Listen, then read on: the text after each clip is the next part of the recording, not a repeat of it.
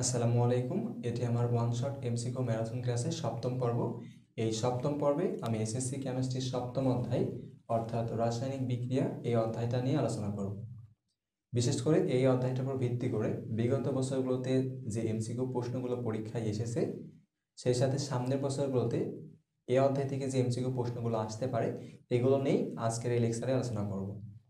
তো আমি একটা বিষয় তোমাদের ইনশিওর করতে পারি, তোমরা যদি প্রথম থেকে শেষ পর্যন্ত এই লেকচারটা দেখে শেষ করো তাহলে এই অধ্যায়ের উপর ভিত্তি করে যেভাবে প্রশ্ন দিক না কেন আর যে প্রশ্নে আসুক না কেন তোমরা সলভ করতে পারবে।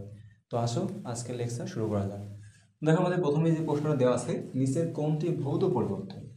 তো দেখো আমাদের ভৌত পরিবর্তন বলতে কি বোঝায় অ্যাকচুয়ালি। তো আমাদের কেমিস্ট্রিতে জেনারেল দুই ধরনের পরিবর্তন রয়েছে, একটা ভৌত পরিবর্তন আর একটা রাসায়নিক পরিবর্তন। ভৌত পরিবর্তন বলতে বোঝায় একটা পদার্থের শুধুমাত্র অবস্থার পরিবর্তন হবে। মনে করো তোমার কাছে পানি রয়েছে, তুমি পানিকে ঠান্ডা করলে এটা জমে গেল অর্থাৎ কঠিন পদার্থে পরিণত হলো, তখন আমরা এটাকে কি বলবো, বরফ বলবো। আবার মনে করো তুমি কি পানিকে হিট দিয়ে বাষ্পে পরিণত করলো, তখন আমরা কি বলবো, এটাকে জলীয় বাষ্প বলবো। তাহলে যে পানিকে ঠান্ডা করলে বরফে পরিণত হচ্ছে, হিট দিলে বাষ্পে পরিণত হচ্ছে। দেখো পানি পানি থাকছে কিন্তু শুধুমাত্র কি হচ্ছে, অবস্থার পরিবর্তন ঘটছে, একবার কঠিনে একবার তরলে একবার বাষ্পে পরিণত হচ্ছে। এটা হচ্ছে ভৌত পরিবর্তন। আর রাসায়নিক পরিবর্তন কি, রাসায়নিক পরিবর্তনের ক্ষেত্রে দেখা যায় যে একটা পদার্থ সম্পূর্ণভাবে রাসায়নিকভাবে পরিবর্তন হয়, নতুন একটা পদার্থে পরিণত হচ্ছে। মনে করো আমরা একটা উদাহরণ সেট করি, কাঁচা আমে আমাদের কি থাকে, সাকসিনিক অ্যাসিড থাকে। এই কাঁচা আমটা যখন পেকে যায় তখন কিন্তু এই সাকসিনিক অ্যাসিড গ্লুকোজ আর ফ্রুক্টোজে পরিণত হয়। তাহলে যে সাকসিনিক অ্যাসিড যে গ্লুকোজ আর ফ্রুক্টোজে পরিণত হলো, এখানে কিন্তু আমরা রাসায়নিক পরিবর্তন ঘটছে। তাহলে আমাদের দেখো অপশন দেওয়া আছে, প্রথমে দেওয়া আছে লোহার উপর মরিচা পড়া। তো লোহার উপর মরিচা পড়ে কখন, যখন আয়রন অক্সিজেন আর পানির সংস্পর্শে আসে, তখন দেখো এই যৌগটা গঠন করে Fe2O3 ইন্টু N অণু পানি, যেখানে N এর মান 1 2 3, যাই হোক সেটা বিষয় না আমাদের। তো এই যে আয়রন, এই আয়রন কি করছে, পানি আর অক্সিজেনের সংস্পর্শে এই যে মরিচা এই যৌগটা তৈরি করছে, এটাকে আমরা মরিচা বলছি। আয়রনের কিন্তু একটা নিজস্ব ধর্ম ছিল, এই মরিচার কিন্তু অন্য একটা নিজস্ব ধর্ম রয়েছে। তাহলে এখানে দেখা যাচ্ছে যে এদের ধর্মের পরিবর্তন ঘটছে। তাহলে যেখানে রাসায়নিক ধর্মের পরিবর্তন ঘটবে সেটাই হবে রাসায়নিক পরিবর্তন হবে। তার মানে আমাদের প্রথম অপশন সঠিক না। লোহার উপর মরিচা পড়া কোন ধরনের পরিবর্তন, রাসায়নিক পরিবর্তন। খ নম্বরে দেখো কি বলছে, পানির তড়িৎ বিশ্লেষণ। তো দেখো আমরা যদি পানিতে তড়িৎ বিশ্লেষণ ঘটাই, পানির মধ্যে বা পানির মধ্যে দিয়ে বিদ্যুৎ প্রবাহিত করি, তাহলে পানি কিন্তু বিশ্লেষিত হয়ে হাইড্রোজেন আর অক্সিজেন উৎপন্ন করে, অর্থাৎ হাইড্রোজেন গ্যাস আর অক্সিজেন গ্যাস উৎপন্ন হয়। এগুলো কিন্তু আমাদের ক্যাথোডে হাইড্রোজেন গ্যাস পাওয়া যায় আর অ্যানোডে অক্সিজেন গ্যাস পাওয়া যায়। তাহলে দেখো পানির একটা নিজস্ব ধর্ম রয়েছে, এই হাইড্রোজেন আর অক্সিজেনের ভিন্ন ধর্ম রয়েছে। পানি কিন্তু তরল, কিন্তু এই হাইড্রোজেন আর অক্সিজেন কিন্তু কি গ্যাসীয় অবস্থায় থাকে। তো দেখো এই যে পানির একটা নির্দিষ্ট ধর্ম থেকে পানিকে যখন পানির মধ্যে যখন আমরা বিদ্যুৎ প্রবাহিত করছি, তখন হাইড্রোজেন আর অক্সিজেন দুইটা ভিন্ন ধর্ম বিশিষ্ট পদার্থ তৈরি হলো। তাহলে এখানে যেহেতু রাসায়নিক ধর্মের পরিবর্তন ঘটছে, তাহলে এটা আমাদের রাসায়নিক পরিবর্তন হবে, এটা ভৌত পরিবর্তন হবে না। আচ্ছা, তারপর আমাদের 3 নম্বর প্রশ্নে 3 নম্বর অপশন কি বলছে, মোমবাতির দহন। তো মোমবাতি অ্যাকচুয়ালি মোমবাতির উপাদান কি থাকে, মোমবাতির উপাদান হচ্ছে আমরা জানি মোমবাতি হাইড্রোকার্বনের একটা যৌগ। এক্ষেত্রে আমাদের মোমবাতি হচ্ছে উচ্চতর হাইড্রোকার্বনের যৌগ। তো মোমবাতি মানে হচ্ছে আমাদের হাইড্রোকার্বন। হাইড্রোকার্বন বলতে গেলে কি বোঝায়, হাইড্রোজেন আর কার্বন সমৃদ্ধ যৌগকে আমাদের বলা হয় হাইড্রোকার্বন। তো এই হাইড্রোকার্বনের দহন ঘটালে কার্বন ডাইঅক্সাইড আর পানি আর কিছু পরিমাণ এনার্জি উৎপন্ন হয়। যখন সম্পূর্ণ হাইড্রোকার্বন যখন সম্পূর্ণ দহন ঘটে, তখন এই যে কার্বন ডাইঅক্সাইড, পানি আর এনার্জি উৎপন্ন হয়, আর অসম্পূর্ণ দহনে কার্বন মনোক্সাইড, পানি আর এনার্জি উৎপন্ন হয়। তো দেখো সেটা আমাদের বিষয় না, বিষয় হচ্ছে এই ক্ষেত্রে দেখো এই যে হাইড্রোকার্বনটা ছিল, এই হাইড্রোকার্বন দেখো কার্বন ডাইঅক্সাইড আর পানিতে পরিণত হয়েছে, অর্থাৎ এখানে আমাদের কী হয়েছে, রাসায়নিক ধর্মের পরিবর্তন ঘটছে। এরকম তো হয় না যে পাশে হাইড্রোকার্বন ছিল এটা হাইড্রোকার্বন মনে করো যে এখন জাস্ট হাইড্রোকার্বন তরল হয়ে গেছে, বা এ পাশে তরল ছিল এপাশে গ্যাস হয়ে গেছে, এরকম তো হয় না। দেখো এ পাশে হাইড্রোকার্বন ছিল, এপাশে কার্বন ডাইঅক্সাইড আর পানি উৎপন্ন হয়েছে, মানে নতুন ধর্ম বিশিষ্ট দুইটা যৌগ তৈরি হয়েছে। তার মানে এখানে রাসায়নিক ধর্মের পরিবর্তন ঘটছে, এবং এটা আমাদের রাসায়নিক পরিবর্তন। 4 নম্বর অপশন দেখো বলছে পানিকে উত্তপ্ত করে বাষ্পে পরিণত করা। তো দেখো আমরা ফার্স্টেই এক্সাম্পলে বলছিলাম পানিকে যখন বাষ্পে পরিণত করবো, বাষ্পে পরিণত করলে সেটা কী হবে, তার শুধু ফেজ চেঞ্জ হবে, অর্থাৎ পানির সংকেত আগেও H2O ছিল, যখন বাষ্পে পরিণত করা হবে তখনও পানির সংকেত H2O হবে, বাট ছিল সে লিকুইড ফেজে ছিল, কিন্তু যখন হিট দেওয়া হয়েছে তখন কোন ফেজে চলে গেছে, সেটা ভ্যাপার বা বাষ্পে পরিণত হয়েছে। তাহলে শুধুমাত্র অবস্থার পরিবর্তন ঘটেছে, কিন্তু দেখো তার কেমিক্যাল যে ফর্মুলা ছিল, কেমিক্যাল ফর্মুলার কোনো পরিবর্তন ঘটে নাই, অর্থাৎ রাসায়নিক ধর্মের কোনো পরিবর্তন ঘটে নাই। সুতরাং এই ঘ নম্বর অপশানে হচ্ছে আমাদের সঠিক অপশন। 2 নম্বর প্রশ্নে বলছে বরফ কোনটি বরফের সংকেত। তাহলে আমাদের থেকে বরফের সংকেত চাচ্ছে। এখন দেখো বরফ কখন সৃষ্টি হয়? যখন পানিকে আমরা ঠান্ডা করি তখনই তো বরফের সৃষ্টি হয়। তার মানে এখানে কি হবে, পানির যে উপাদান থাকবে সেই উপাদানটা হচ্ছে আমাদের বরফের উপাদান। কিন্তু বরফের ক্ষেত্রে দেখা যায় কি একাধিক পানির অণু পরস্পরের সাথে যুক্ত হয়ে বরফ গঠন করে। তো আমরা যদি বরফের গাঠনিক সংকেতটা একটু দেখতে চাই, তাহলে বরফের গাঠনিক সংকেত কিছুটা এমন। আমরা একটু এটা এঁকে নিই। তো বরফের ক্ষেত্রে দেখা যায় যে আমাদের এরকম ষড়ভুজাকার গঠন রয়েছে আমাদের বরফের ক্ষেত্রে। তো এখান থেকে অবশ্যই একটা বিষয় আমাদের মনে রাখা লাগে। তো দেখো এটা হচ্ছে আমাদের বরফের স্ট্রাকচার। এই যে আমরা ডট ডট চিহ্ন দিচ্ছি, এই ডট ডট চিহ্নগুলো হচ্ছে আমাদের হাইড্রোজেন বন্ধন। তাহলে বরফের গঠনটা কীভাবে ঘটে? বরফের গঠন ঘটে হচ্ছে পানির মলিকুলগুলো হাইড্রোজেন বন্ধনের মাধ্যমে যখন আবদ্ধ হয়ে এরকম একটা ষড়ভুজাকৃতি স্ট্রাকচার তৈরি করে তখন আমরা সেটাকে কি বরফ বলি। এখন এখানে যে বিষয়টা মনে রাখতে হবে, দেখো একের বেশি, দেখেন যেমন 6টা আমরা আঁকাইছি বা 6টা দেখাইছি, তাহলে একাধিক পানির অণু পরস্পরের সাথে যুক্ত হয়ে কী করে বরফ গঠন করে বা বরফ অণু গঠন করে। আর দেখো এই মাঝে কিন্তু একটা ফাঁকা জায়গা রয়েছে। এই ফাঁকা জায়গা থাকার কারণে বরফ পানির সাথে হালকা হয়। আর এই যে ডট ডট বন্ধন দ্বারা আমরা কী বললাম, হাইড্রোজেন বন্ধন বললাম। তাহলে এই 3টা কথা আমরা মনে রাখবো যে বরফ গঠনের ক্ষেত্রে পানির অণুগুলো একত্রিত হয়ে বরফ গঠন করে। আর বরফের মধ্যে কিছু ফাঁকা জায়গা থাকে, এই ফাঁকা জায়গা থাকার কারণে বরফ পানির সাথে হালকা হয়। আর বরফ তৈরি হয় কোন বন্ধনের মাধ্যমে? হাইড্রোজেন বন্ধনের মাধ্যমে পানি বরফের অণু গঠন করে। আর এই স্ট্রাকচারটা দেখতে কিছুটা ষড়ভুজ আকৃতির। এরকম একটা বিষয় তুমি মনে রাখতে পারো। তাহলে আমাদের 2 নম্বর প্রশ্নের সঠিক অপশন হচ্ছে ক। 3 নম্বর প্রশ্নে বলছে খোলা পাত্রে চুনাপাথর উত্তপ্তকরণ বিক্রিয়া কোন ধরনের বিক্রিয়া? একমুখী বিক্রিয়া, উভমুখী, নাকি বহুমুখী, নাকি কোনোটিই নয়? তো দেখো বহুমুখী বিক্রিয়ার কোনো অ্যাকচুয়াল মিনিংই নাই আমাদের কেমিস্ট্রিতে। আমাদের কেমিস্ট্রি আছে একমুখী বিক্রিয়া আর উভমুখী বিক্রিয়া। তার মানে গ নম্বর আগেই বাদ। একমুখী বিক্রিয়া কোনগুলো? একমুখী বিক্রিয়া বলতে গেলে সেই সকল বিক্রিয়াকে বোঝায় যে সকল বিক্রিয়ায় একটা নির্দিষ্ট সময়ে বিক্রিয়ক থেকে উৎপন্ন হয় অথবা উৎপাদ বিক্রিয়কে পরিণত হয়। তাহলে আমরা কি বললাম যে একমুখী বিক্রিয়া কোনগুলো? সাপোজ মনে করো একমুখী বিক্রিয়া যদি একটা বিক্রিয়ক হয়, একটা নির্দিষ্ট সময়ে এ থেকে বি উৎপন্ন হবে, অথবা মনে করো বি থেকে এ উৎপন্ন হবে। এরকম হবে না যে একটা নির্দিষ্ট সময়ে এ থেকে বিও উৎপন্ন হচ্ছে আর বি থেকে এ উৎপন্ন হচ্ছে। যদি একটা নির্দিষ্ট সময়ে এ থেকে বিও উৎপন্ন হয় আর বি থেকে এ উৎপন্ন হয়, এটা উভমুখী বিক্রিয়া হয়ে যাবে। তাহলে একটা নির্দিষ্ট সময়ে যে কোনো একদিকে বিক্রিয়া সংঘটিত হলে সেটা একমুখী, আর বোথ সাইডে সংঘটিত হলে উভমুখী। এখন দেখো আমাদের দেওয়া ছিল হচ্ছে ক্যালসিয়াম চুনাপাথরের উত্তপ্তকরণ। চুনাপাথরের সংকেত কি? আমরা জানি ক্যালসিয়াম কার্বনেটকে চুনাপাথর বলা হয়। তাহলে এই ক্যালসিয়াম কার্বনেটকে যদি উত্তপ্ত করা হয় 1000 ডিগ্রি সেলসিয়াস তাপমাত্রায় উত্তপ্ত করলে ক্যালসিয়াম কার্বনেট বিয়োজিত হয়ে ক্যালসিয়াম অক্সাইড আর কার্বন ডাইঅক্সাইডে পরিণত হয়। তো দেখো এই ক্যালসিয়াম কার্বনেট কিন্তু সলিড, ক্যালসিয়াম অক্সাইডও সলিড, কিন্তু এই কার্বন ডাইঅক্সাইডটা কিন্তু গ্যাস। তো যদি আমরা এই খোলা পাত্রে সব বিক্রিয়া সংঘটিত করি তাহলে কার্বন ডাইঅক্সাইড কিন্তু উড়ে চলে যাবে। তো কার্বন ডাইঅক্সাইড যখন উড়ে চলে যাবে তখন কিন্তু এপাশে আমাদের শুধু পড়ে থাকবে ক্যালসিয়াম অক্সাইড। আর ক্যালসিয়াম অক্সাইড থেকে কিন্তু কোনোভাবে ক্যালসিয়াম কার্বনেট পাওয়া সম্ভব নয়, কারণ কার্বন ডাইঅক্সাইড লাগবে ক্যালসিয়াম কার্বনেট প্রস্তুত করতে গেলে, কিন্তু কার্বন ডাইঅক্সাইড উড়ে চলে গেছে। তাহলে দেখো এটা রিভার্স দিকে বা পশ্চাৎ দিকে সংঘটিত হওয়া সম্ভব না যখন কার্বন ডাইঅক্সাইড উড়ে চলে যাবে। তাহলে খোলা পাত্রে ক্যালসিয়াম কার্বনেটকে বিয়োজিত করলে এটা কী হবে? একমুখী বিক্রিয়া হবে। 4 নম্বর প্রশ্ন বলছে HCl এর উপস্থিতিতে ইথানল ও ইথানোয়িক অ্যাসিডের বিক্রিয়ায় কী উৎপন্ন হয়? তো দেখো আমরা অ্যাসিডের উপস্থিতিতে যদি ইথানলের সাথে ইথানোয়িক অ্যাসিডের বিক্রিয়া দিই, CH3CH2OH, এটা হচ্ছে আমাদের ইথানল। আর ইথানোয়িক অ্যাসিডের সঙ্গে হচ্ছে CH3COOH। তাহলে ইথানলের সাথে যখন এই ইথানোয়িক অ্যাসিডের বিক্রিয়া দেবো কিসের উপস্থিতিতে? HCl এর উপস্থিতিতে। তো বিক্রিয়া দিলে কী ঘটবে?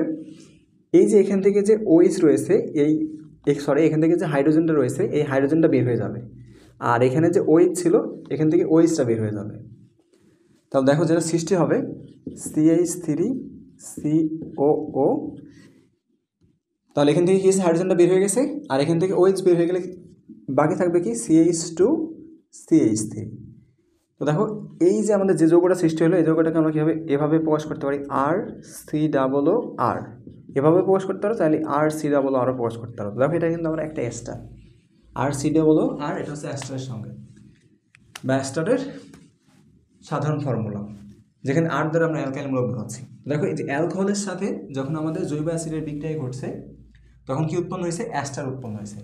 আর এখান থেকে অবশ্যই কোনো পানি উৎপন্ন হয়, কারণ এই যে এখান থেকে যখন OH চলে গেছে আর এখান থেকে হাইড্রোজেন চলে গেছে, এই দুইটা মিলে কি উৎপন্ন করবে? পানি উৎপন্ন করবে। তাহলে আমরা বলতে পারি অ্যালকোহলের সাথে জৈব অ্যাসিডের বিক্রিয়ায় এক অণু পানি অপসারণের মাধ্যমে অ্যাস্টার উৎপন্ন হয়। এখন দেখো এখানে থেকে আমাদের আবার একটা গুরুত্বপূর্ণ বিক্রিয়া থাকে, বিশেষ করে আমাদের যে জীবাশ্ম অধ্যায়টা রয়েছে ওই অধ্যায়ে। এই যে অ্যাস্টার, এই অ্যাস্টারের সাথে যদি আমরা PCl5 এর বিক্রিয়া দিই, PCl5 এর বিক্রিয়া অনেক গুরুত্বপূর্ণ, বিশেষ করে ইন্টারমিডিয়েটের ক্ষেত্রে। তো PCl5 বিক্রিয়া দিলে দেখো এই PCl5 সবসময় কী করে, এই যে যৌগটা ছিল এই যৌগ থেকে একটা সিঙ্গেল অক্সিজেনকে বের করে নেয়। দেখো এই অক্সিজেনটাকে যদি বের করে নেয় তাহলে উৎপন্ন হবে POCl3। এখন দেখো এখান থেকে যখন অক্সিজেনটা বের করে নিচ্ছে তখন এই দুইটা বন্ধনে ভেঙে গেছে, ভেঙে গেলে এই যে পাশে যেটা থেকে গেছে অর্থাৎ CH3COOCl, এ পাশে যে বন্ধনটা ভাঙা ছিল ওই বন্ধনের সাথে যে একটা ক্লোরিন যুক্ত হবে, আর এই যে এই পাশে দেখো CH2CH3, এই যে বন্ধনটা ভেঙে গেছিলো এই বন্ধনের সাথে একটা ক্লোরিন যুক্ত হবে, তাহলে পাওয়া যাবে কি CH3CH2Cl। তো যদিও আমাদের এটা এই অধ্যায়ের প্রশ্ন না, কিন্তু যেহেতু আমাদের অধ্যায়ের নাম রাসায়নিক বিক্রিয়া, এই জন্য আমরা একটু দেখে নিলাম যে অ্যাস্টারের সাথে যদি আমরা PCl5 এর বিক্রিয়া দিই তাহলে আমাদের উৎপন্ন হয় অ্যাসিড ক্লোরাইড আর উৎপন্ন হয় হচ্ছে অ্যালকাইল হ্যালাইড। তাহলে আমাদের 4 নম্বর প্রশ্নের সঠিক অপশন কোনটা ছিল? 4 নম্বর প্রশ্নের সঠিক অপশন ছিল আমাদের গ, অর্থাৎ অ্যাস্টার। 5 নম্বর প্রশ্নে কি বলছে? 5 নম্বর প্রশ্নে বলা হচ্ছে কোন শ্রেণীর বিক্রিয়া সর্বদাই তাপ উৎপাদী? তো দেখো এখানে আমাদের কিছু বিক্রিয়ার টাইপ দিয়ে রাখছে। প্রথমে দিয়েছে সংযোজন বিক্রিয়া, তারপর দিয়েছে বিয়োজন, তারপরে প্রতিস্থাপন, তারপরে প্রশমন। আমরা যদি সবগুলো বিক্রিয়া দেখি, সংযোজন বিক্রিয়া মানে কি? মনে করো নাইট্রোজেনের সাথে অক্সিজেন যুক্ত হয়ে মনে করো যে নাইট্রোজেন মনোক্সাইড তৈরি করলো, এটা একটা সংযোজন বিক্রিয়া। দেখো এই যে একটা মৌলের অণুর সাথে আর একটা মৌলের অণু যুক্ত হয়ে এই যৌগটা গঠন করছে। বিয়োজন বিক্রিয়া কোনটা? দেখো PCl5কে যদি আমরা বিয়োজিত করি তাহলে পাওয়া যায় PCl3 আর উৎপন্ন হচ্ছে ক্লোরিন। তাহলে এখানে দেখো PCl5 বিয়োজিত হয়ে PCl3 আর Cl2 উৎপন্ন করছে, এটা হচ্ছে বিয়োজন বিক্রিয়া। তারপরে কি আছে? প্রতিস্থাপন বিক্রিয়া। যেমন দেখো জিঙ্ক প্লাস কপার সালফেট। তো জিঙ্ক আমাদের তড়িৎ রাসায়নিক যে সক্রিয়তা সিরিজ রয়েছে সেই সক্রিয়তা সিরিজের উপরে অবস্থান করার কারণে এই জিঙ্ক কী করবে? এই কপার সালফেট যৌগ থেকে কপারকে প্রতিস্থাপন করবে, প্রতিস্থাপন করে জিঙ্ক সালফেট উৎপন্ন হবে আর কপার উৎপন্ন হবে। তো দেখো এই যে এখানে যে কপার সালফেট থেকে কপারকে প্রতিস্থাপন করলো, এই প্রতিস্থাপন যেহেতু জিঙ্ক কপারকে প্রতিস্থাপন করছে এই জন্য বিক্রিয়ার নাম কী বলা হয়? প্রতিস্থাপন বিক্রিয়া।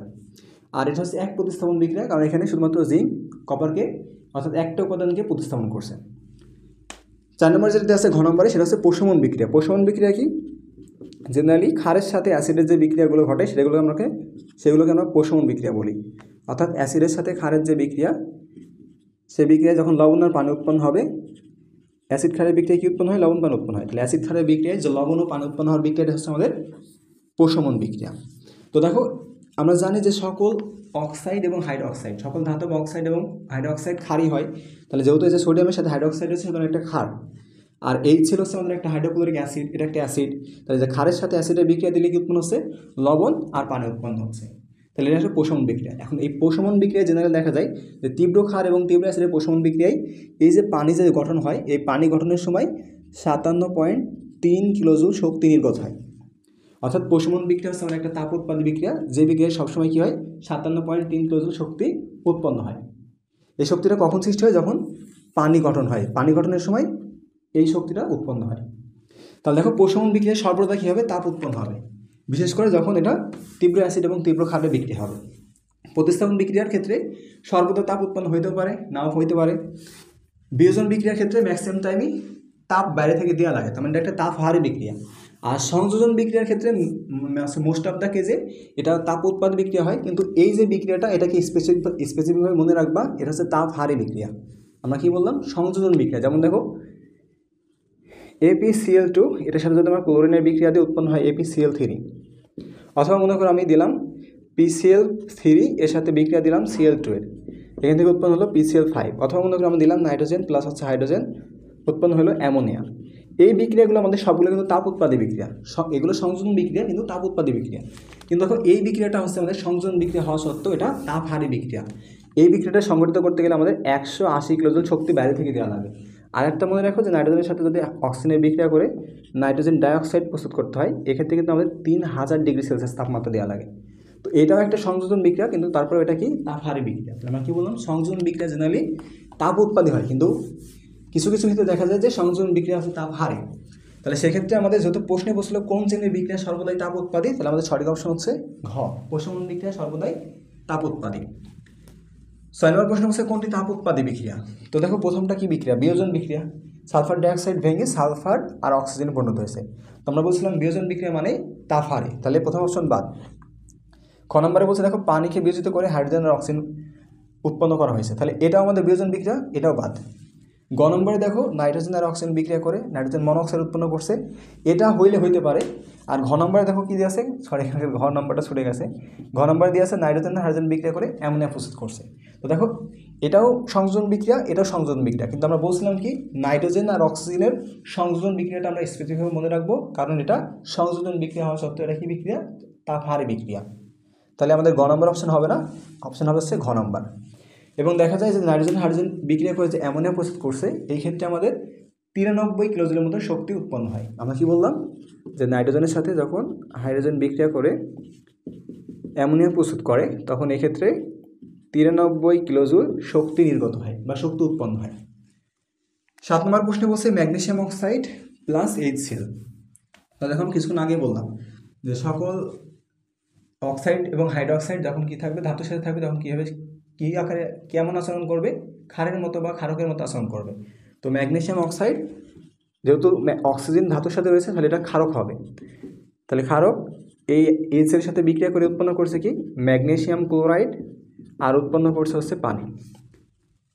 আমাদের যেটা বলছে যে এই বিক্রিয়াতে কি ঘটছে, প্রথম অপশন দিয়ে রয়েছে এটা একটা তাপ উৎপাদী বিক্রিয়া। তো দেখো আমরা বলছিলাম অ্যাসিড ক্ষারের বিক্রিয়া হচ্ছে আমাদের প্রশমন বিক্রিয়া, প্রশমন বিক্রিয়া জেনারেলি তাপ উৎপন্ন হয়। তাহলে যে একটা ক্ষারক আর একটা হচ্ছে অ্যাসিড। ক্ষারক কেন বলছি, কারণ এটা পানির সাথে বিক্রিয়া দিলে,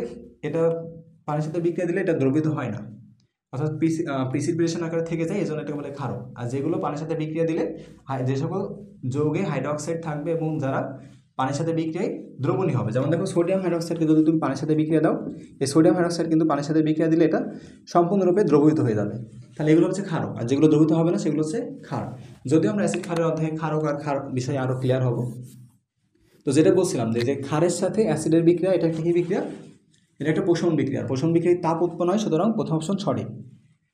2 নম্বর বলছে এটা একটা প্রশমন বিক্রিয়া। তো দেখো আমরা তো বললাম প্রশমন বিক্রিয়া, তো আমরা 2 নম্বর অপশনও সঠিক। 3 নম্বর বলছে জারণ বিজারণ বিক্রিয়া।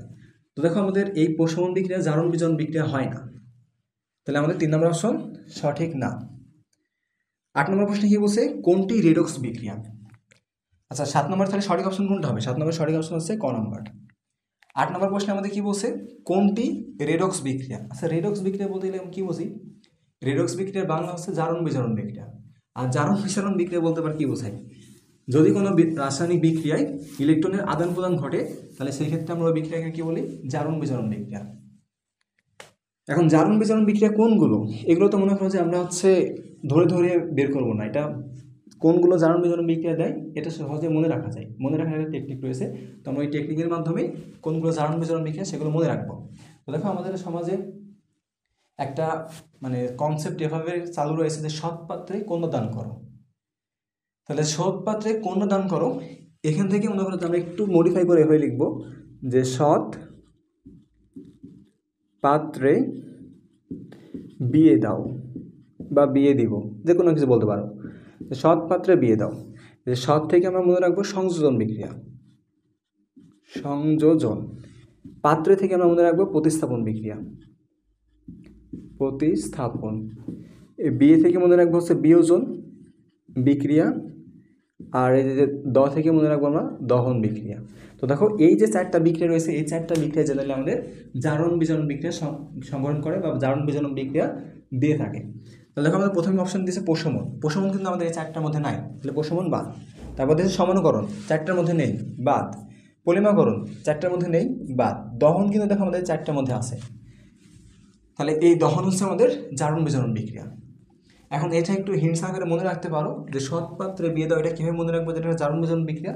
এখন জারণ বিজারণ বিক্রিয়ায় কী ঘটে, ইলেকট্রনের আদান প্রদান ঘটে বা ইলেকট্রনের এক্সচেঞ্জ ঘটে। যখন দেখবে যে একটা ছেলে একটা মেয়ের সাথে বিয়ে করে, তখন ওই দুই ফ্যামিলির মধ্যে কালচারাল এক্সচেঞ্জ ঘটে। তাহলে ওখানেও এক্সচেঞ্জ ঘটছে, এখানেও ইলেকট্রনের এক্সচেঞ্জ ঘটছে। তো এই থেকে আমরা মনে রাখবো যে জারণ বিজারণ বিক্রিয়া কোনগুলো? সৎ পাত্রে বিয়ে দাও, সংযোজন, প্রতিস্থাপন, বিয়োজন, দহন। 9 নম্বর প্রশ্নে বলছে ম্যাগনেসিয়াম নাইট্রিক অ্যাসিডের সাথে বিক্রিয়া করে X+Y উৎপন্ন করছে, বিক্রিয়াটি কোন ধরনের বিক্রিয়া? অপশনে দেওয়া আছে রেডক্স, নন রেডক্স, নিউট্রালাইজেশন আর প্রিসিপিটেট রিয়াকশন। তো বলছে যে আমাদের যে 4টা ক্যাটাগরি রয়েছে বা 4টা ধরনের বিক্রিয়া দেওয়া আছে, জারণ বিজারণ বিক্রিয়া, জারণ বিজারণ বিক্রিয়া 9, প্রশমন বিক্রিয়া আর অধঃক্ষেপণ বিক্রিয়া। এই ম্যাগনেসিয়ামের সাথে নাইট্রিক অ্যাসিড বিক্রিয়া করলে এটা কোন ধরনের বিক্রিয়ার ক্যাটাগরিতে পড়ে সেটা আমাদের থেকে জিজ্ঞেস করছে। দেখো ধাতব ম্যাগনেসিয়াম যখন অ্যাসিডের সাথে বিক্রিয়া করবে তখন এখান থেকে আমাদের উৎপন্ন হবে ধাতব লবণ আর হাইড্রোজেন গ্যাস। আমরা জানি যে কোনো ধাতু অ্যাসিডের সাথে বিক্রিয়া করলে ধাতব লবণ আর হাইড্রোজেন গ্যাস উৎপন্ন হয়। তাহলে যে ম্যাগনেসিয়াম নাইট্রিক অ্যাসিডের সাথে বিক্রিয়া করে ম্যাগনেসিয়াম নাইট্রেট উৎপন্ন করবে আর হাইড্রোজেন গ্যাস উৎপন্ন করবে। এখন দেখো আমরা যদি এই সংকেতটা ঠিক করতে চাই, ম্যাগনেসিয়াম 2 নম্বর গ্রুপে বললো, তার জারণ মান হচ্ছে +2। নাইট্রেট এর জারণ মান হচ্ছে আমাদের -1, কারণ নাইট্রেট একটা যৌগমূলক। এখন দেখো +2 আর -1 যোগ করলে কি শূন্য হবে? শূন্য হবে না। তাহলে কী করতে হবে? এই 2 দ্বারা নাইট্রেটকে গুণ করতে হবে আর এই 1 দ্বারা ম্যাগনেসিয়ামকে গুণ করতে হবে। তো 1 দ্বারা কোনো কিছুকে গুণ করাও যে কথা, না করাও সেই কথা। তাহলে এই বিক্রিয়ায় ঘটবে হচ্ছে এটা, যে ম্যাগনেসিয়াম নাইট্রিক অ্যাসিডের সাথে বিক্রিয়া করে ম্যাগনেসিয়াম নাইট্রেট আর হাইড্রোজেন গ্যাস উৎপন্ন করবে। এখন দেখো আমরা যদি ম্যাগনেসিয়ামের জারণ মান দেখি, পাশে ম্যাগনেসিয়ামের জারণ মান হচ্ছে 0। কেন 0? কারণ আমরা জানি পরমাণু, মৌলের অণু, যৌগের অণু এগুলো সব কী হয়? জারণ মান 0 হয়। তাহলে ম্যাগনেসিয়ামের 0। এখন দেখো এই যে নাইট্রিক অ্যাসিডের নাইট্রেটের জারণ মান 1, -1, তাহলে হাইড্রোজেনের জারণ মান কী হবে? +1 হবে।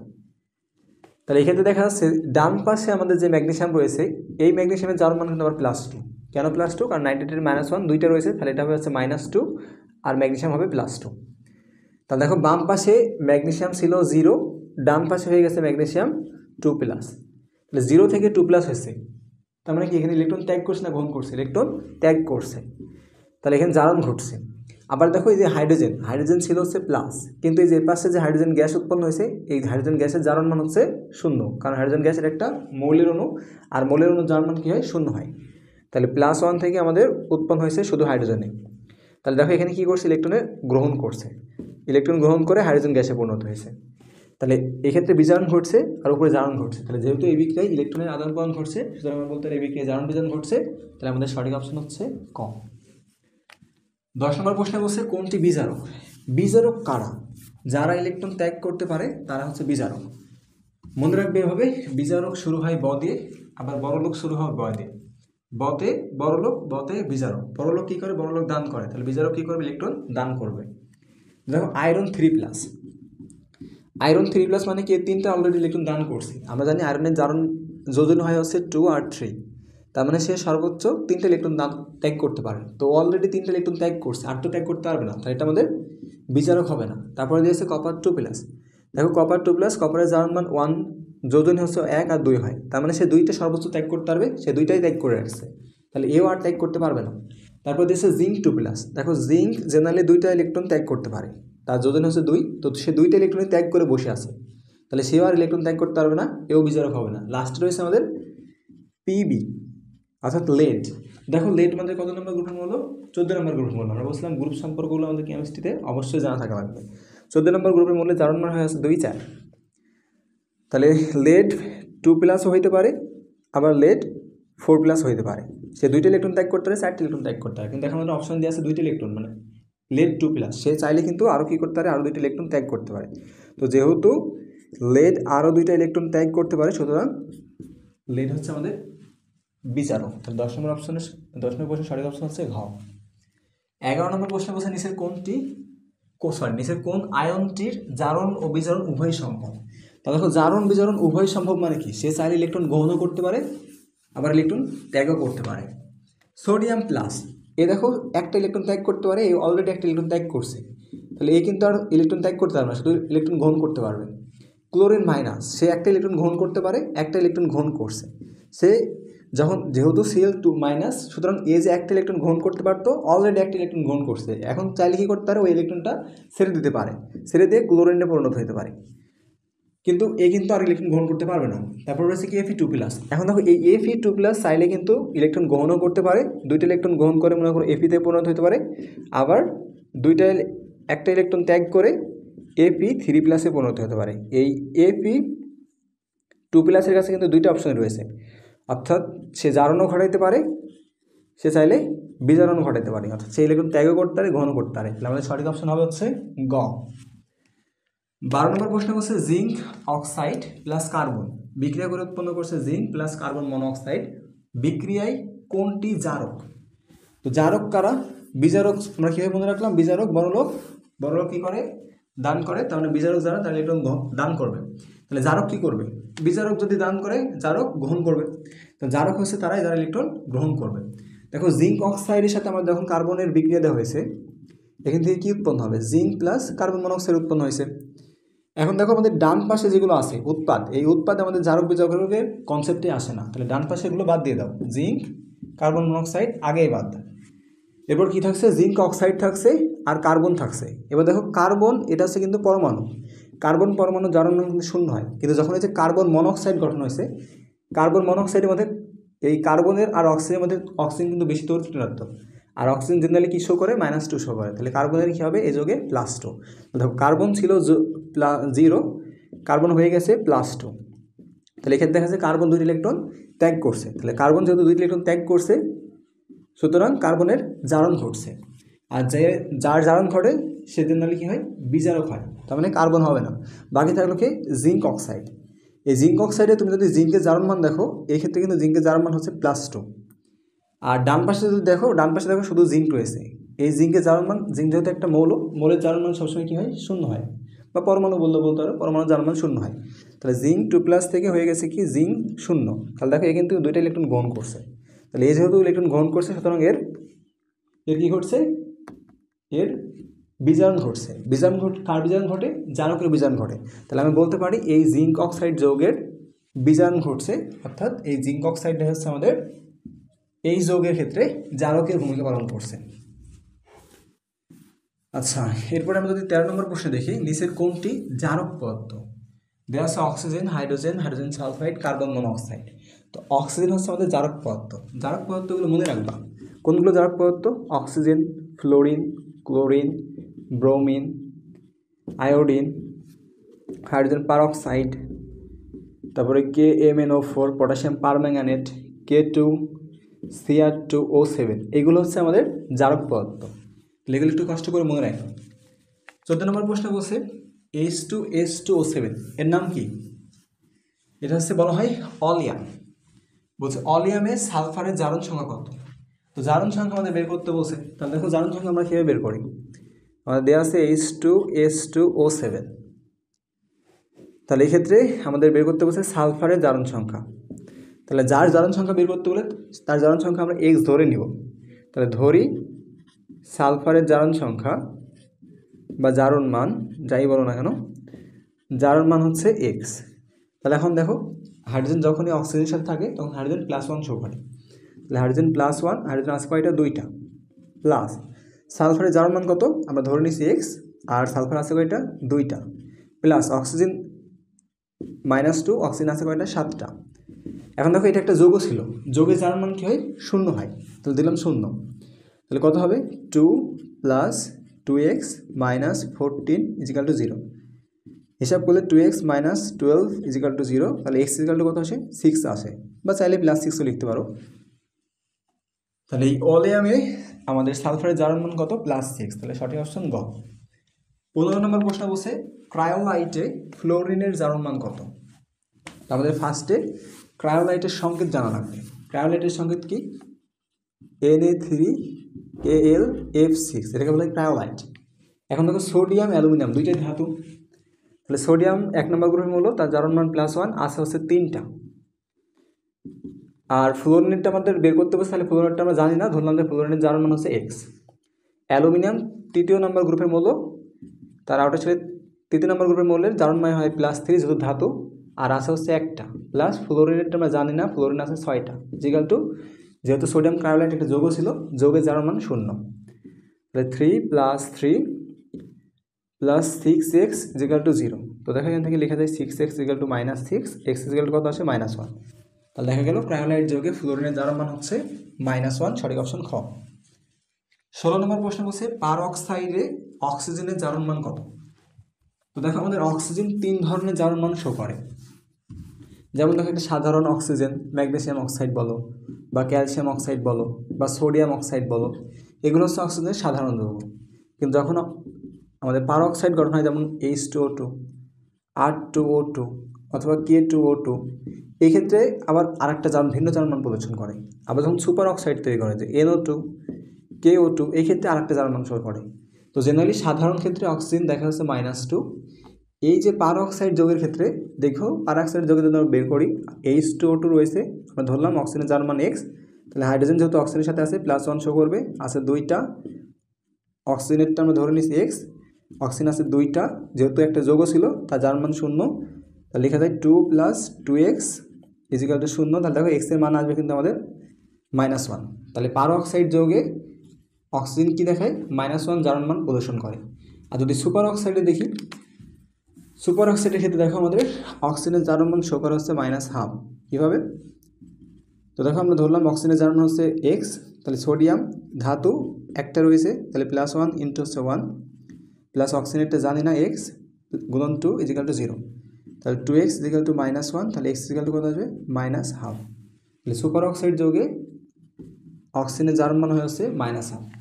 আমাদের প্রশ্ন কি পার অক্সাইড, তাহলে পার অক্সাইড যৌগে আমরা কত পাইছিলাম? -1 পাইছিলাম। তাহলে সঠিক অপশন খ। 17 নম্বর প্রশ্ন বলছে নাইট্রেট আয়নে নাইট্রোজেনের জারণ সংখ্যা কত? দেখো এগুলো আমরা সবগুলো ডিল করলাম যৌগ নিয়ে, কিন্তু এবার আমাদের দিয়েছে কি আয়ন।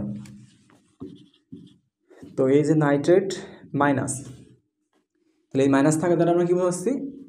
এটা একটা আমাদের অ্যানায়ন বলতে পারি, বা একটা আমাদের আয়ন বলতে পারি, বা যৌগমূলক বলতে পারি, যা বলতে পারো।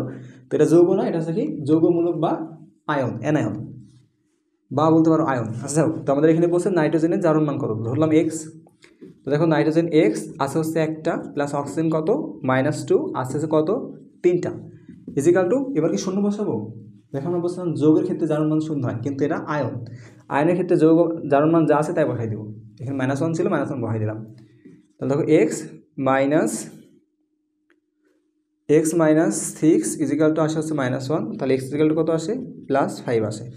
তাহলে দেখো এই নাইট্রেট আয়নে নাইট্রোজেনের জারণ সংখ্যা কত?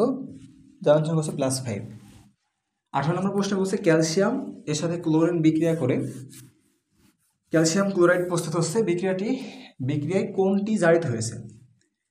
তাহলে দেখো বিক্রিয়াটা যদি আমরা উপরে লিখি, ক্যালসিয়াম প্লাস ক্লোরাইড বিক্রিয়া করে উৎপন্ন করছে ক্যালসিয়াম ক্লোরাইড।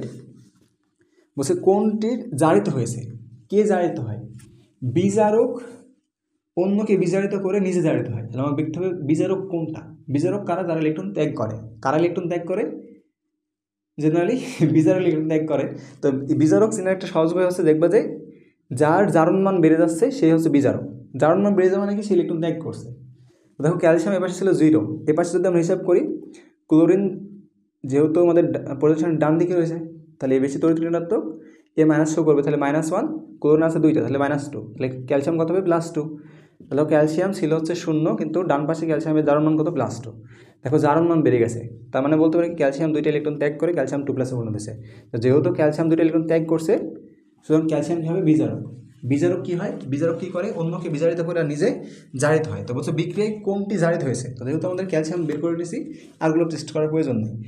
আর এই যে ক্যালসিয়াম ক্লোরাইড ডান পাশে ছিল, যদি তোমার কাছে কোনো সময় অপশনে যদি ক্যালসিয়াম ক্লোরাইড থাকতো, ওইটা আগে বাদ দিয়ে দেবে। যেমন দেখো আমি এই যে ক্যালসিয়াম 2+, এটাকে আগে বাদ দিতে পারি, কারণ বাম পাশে আমাদের আছে শুধু ক্যালসিয়াম আর ক্লোরিন।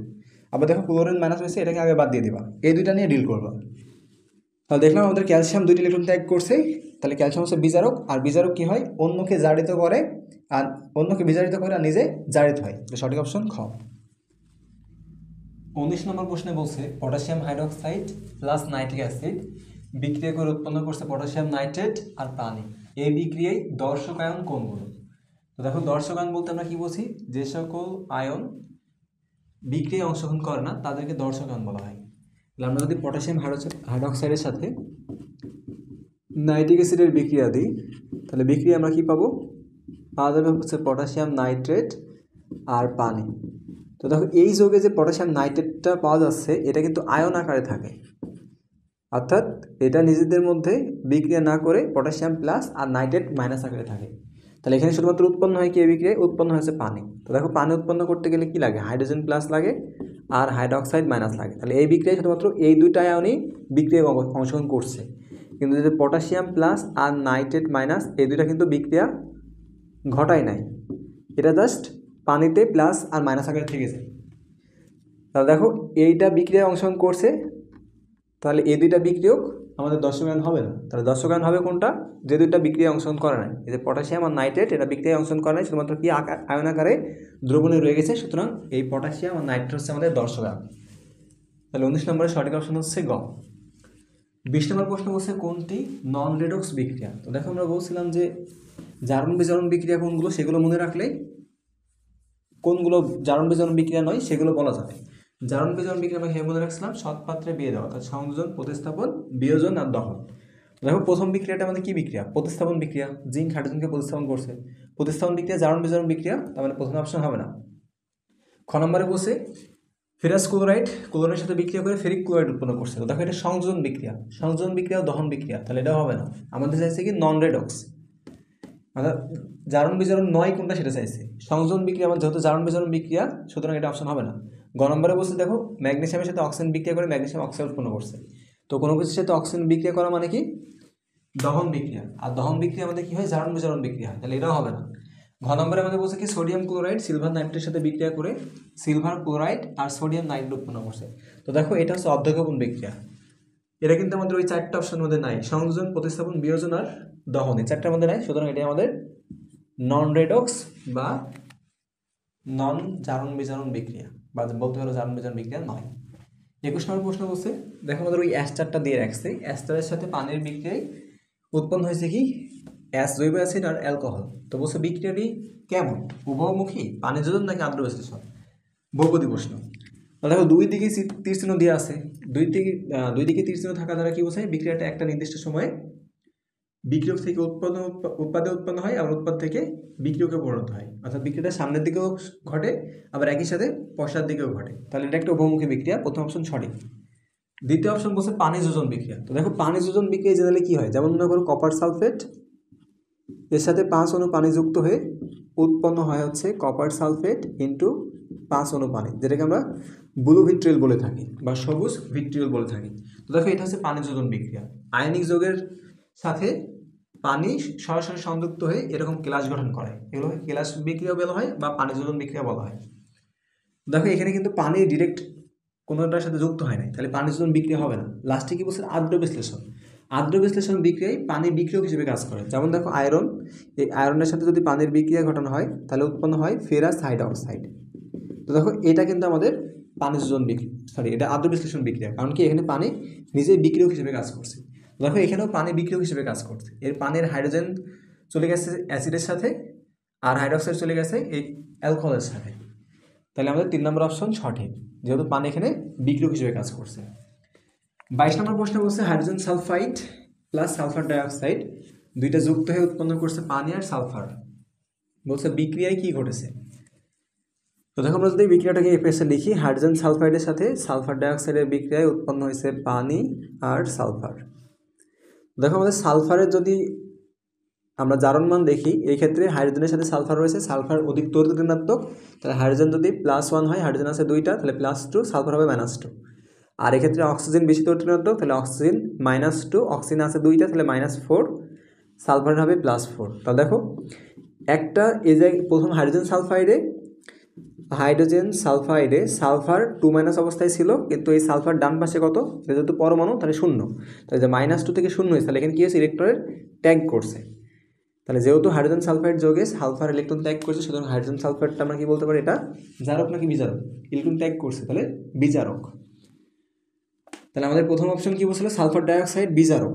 তো দেখো আমরা দেখলাম যে হাইড্রোজেন সালফাইডটা বিজারক। আর যদি সালফার ডাইঅক্সাইডের ক্ষেত্রে দেখি, সালফার ডাইঅক্সাইড যোগে সালফারের জারণ মান কত পেলাম? +4, আর ডান পাশে সালফারের জারণ মান কত? 0। তো দেখো +4 থেকে 0 হয়েছে, তাহলে ইলেকট্রন কী করছে? গ্রহণ করছে, 4টি ইলেকট্রন গ্রহণ করছে, গ্রহণ করে 0 হয়েছে। তাহলে যেই ইলেকট্রন গ্রহণ করে তাকে আমরা কী বলি? জারক। কিন্তু এখানে দিয়ে আছে বিজারক, তাহলে প্রথম অপশন হবে না। আর প্রথম অপশন না হলে বাকি দুটো সঠিক, ঠিক না? তারপর একটু চেক করি, হাইড্রোজেন সালফাইড বিজারিত করে। তো দেখো হাইড্রোজেন সালফাইড ছিল আমাদের বিজারক। বিজারক কী করে? অন্যকে বিজারিত করে, নিজে জারিত হয়। তাহলে যেহেতু হাইড্রোজেন সালফাইড একটা বিজারক ছিল, বিজারক অন্যকে বিজারিত করে, সঠিক অপশন। 3 নম্বর বলছে সালফার ডাইঅক্সাইড বিজারিত হয়। তো দেখো জারক অন্যকে কি করে, জারিত করে, আর নিজে বিজারিত হয়। তাহলে যেহেতু সালফার ডাইঅক্সাইড একটা জারক ছিল, তাহলে এ নিজে কি হবে, বিজারিত হবে। 3 নম্বরে সঠিক। তাহলে আমাদের সঠিক অপশন হচ্ছে খ। 23 নম্বর প্রশ্নে বলছে অ্যামোনিয়াম সায়ানাইড এটাকে উত্তপ্ত করার ফলে ইউরিয়া উৎপন্ন হয়েছে। বলছে বিক্রিয়াটি কেমন, পানি যোজন, আদ্র বিশ্লেষণ, সমানুকরণ নাকি পলিমাকরণ। তো দেখো আমরা পানি যোজন বিক্রিয়া তো দেখেছি। পানি যোজন বিক্রিয়া কি হয়, পানি ডিরেক্ট যে যুক্ত হয়ে যায়, যুক্ত হয়ে গ্যাস গঠন করে। আদ্র বিশ্লেষণ বিক্রিয়া যেটা ছিল পানি বিক্রিয়ক হিসেবে কাজ করবে। দেখো এখানে পানির কোনো উপস্থিতি নেই। বাকি থাকলো কি সমানুকরণ আর পলিমাকরণ। পলিমাকরণ বিক্রিয়ায় কি হয়, একাধিক মনোমার পরস্পরের সাথে যুক্ত হয়ে পলিমার গঠন করে। যেমন দেখো একটা উদাহরণ দিই, CH2 ডাবল বন্ড CH2। তো এটা হচ্ছে আমাদের ইথিনের সংকেত।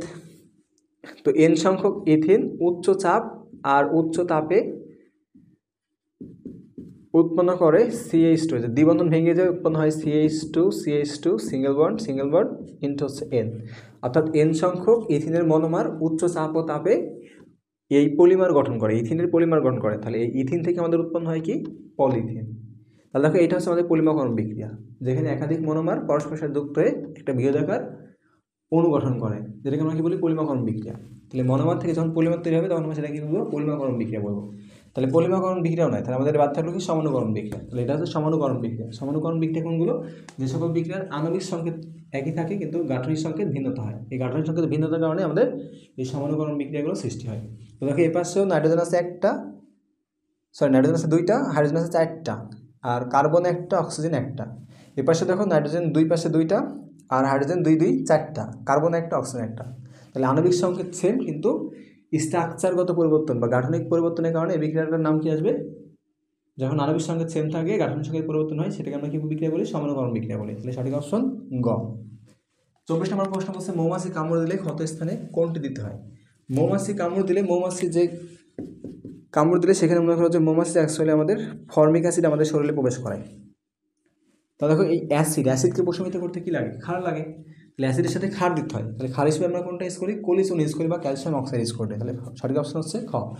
ক্যালসিয়াম অক্সাইড বিক্রিয়া করলে, ক্যালসিয়াম অক্সাইড যদি আমরা ওই ক্ষত জায়গায় লাগাই তাহলে কি উৎপন্ন হয়, এখান থেকে উৎপন্ন হচ্ছে ক্যালসিয়াম অ্যাসিটেট, CaCH3। এই যে ক্যালসিয়াম অ্যাসিড উৎপন্ন হয় আর মনে করো পানি উৎপন্ন হয়। অর্থাৎ এই যে অ্যাসিড আর ক্ষারের বিক্রিয়ায়, অ্যাসিড আর ক্ষার করে বিক্রিয়ায় লবণ আর পানি উৎপন্ন হচ্ছে। সুতরাং ওই যে ব্যথাটা, সেই ব্যথাটা প্রশমিত হয়ে যায়, কারণ অ্যাসিডের কারণে ব্যথাটা হয়। 25 নম্বর প্রশ্ন বলছে বর্ষাকালে বাড়ির ছাদে পিচ্ছিলতা দূর করতে কোনটি ব্যবহার করা হয়। তো দেখো বর্ষাকালে বাড়ির ছাদে জেনারেলি ক্ষার জাতীয় পদার্থের কারণে বাড়ির ছাদ পিচ্ছিল হয়। এজন্য আমাদের কী করতে হয়, অম্লীয় জাতীয় পদার্থ দিতে হয়। ক্যালসিয়াম অক্সাইড আমাদের ক্ষার জাতীয় পদার্থ, কিন্তু আমার দেওয়া লাগবে কি, অম্লীয়। তাহলে ক্যালসিয়াম অক্সাইড দেওয়া হবে না, সোডিয়াম হাইড্রোক্সাইড এটাও হবে না, পটাশিয়াম হাইড্রোক্সাইড এটাও হবে না। সিলিকন ডাইঅক্সাইড দেখো আমাদের হচ্ছে অম্লীয় জাতীয় পদার্থ। তাহলে সিলিকন ডাইঅক্সাইড যদি আমরা বর্ষাকালে ছাদে দিই তাহলে কী হবে, ওই পিচ্ছিলতা দূর হয়ে যাবে। 26 নম্বর প্রশ্নে বলছে বিক্রিয়া হারের একক কোনটি। তো দেখো বিক্রিয়া হারের সঙ্গে আমরা কি বলি, একক সময়ে কোনো রাসায়নিক বিক্রিয়ার বিক্রিয়ক বা উৎপাদ সমূহের ঘনমাত্রার যে পরিবর্তন ঘটে সেই পরিবর্তনটা হচ্ছে বিক্রিয়ার হার। অর্থাৎ বিক্রিয়ার হারকে যদি আমরা আর দ্বারা প্রকাশ করি, আর সমানুপাতিক ΔC/ΔT। একক সময়ে বিক্রিয়ক বা উৎপাদের ঘনমাত্রার যে পরিবর্তন ঘটবে সেটাই বিক্রিয়ার হার। এখন দেখো ঘনমাত্রার একক কি, মোল পার লিটার, আর সময়ের একক হচ্ছে সেকেন্ড। তাহলে এখান থেকে আমরা কী পাবো, মোল পার লিটার পার সেকেন্ড। তাহলে এটা হচ্ছে বিক্রিয়া হারের একক। তাহলে সঠিক অপশন খ। 27 নম্বর প্রশ্ন বলছে হেবার প্রণালীতে কি প্রস্তুত হয়। তো দেখো হেবার প্রণালীতে প্রস্তুত হয় হচ্ছে আমাদের অ্যামোনিয়া। তাহলে সঠিক অপশন হচ্ছে গ।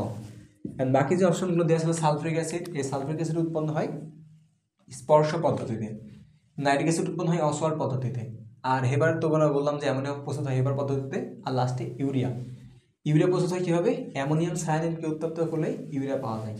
তো ইউরিয়ার একটা বিশেষত্ব রয়েছে, ইউরিয়ার বিশেষত্বটা কি, এই ইউরিয়া হচ্ছে প্রথম ল্যাবে আবিষ্কৃত জৈব যৌগ।